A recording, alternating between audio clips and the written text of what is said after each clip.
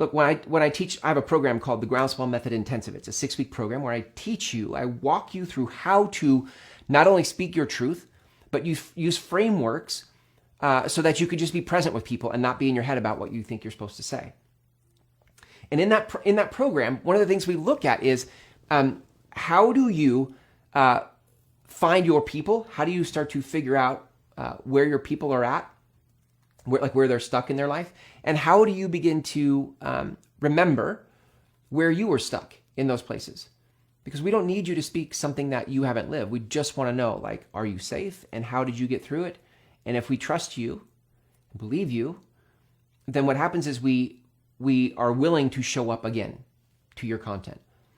But what's funny in that program is when I start having people post their content, it always happens. People start to measure their success by how many likes they get, how many views they get, how many comments they get. And if they don't get enough views and comments and likes or engagement, they become critical of their own content. Look, here's what I'm saying to you.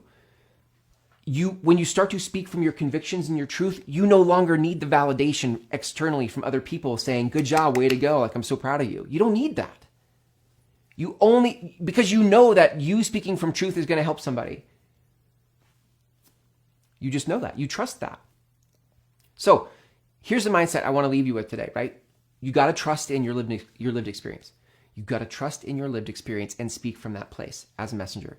Then you can begin to trust the process, trust the unfolding. There is an unfolding energetically in 2021 that you get to partner with if you can put aside the timidity, put aside the weakness, put aside the things we've talked about so far in the first 3 episodes here, and step into partnership with Spirit, which is what we're going to talk about in the next episode. We're going to talk about how do we begin to, in this new chapter unfolding, how do we step into hearing and noticing those miracles. I mean, I think that's how a lot of people talk about partnership with Spirit. Like there are miraculous things you couldn't otherwise have explained.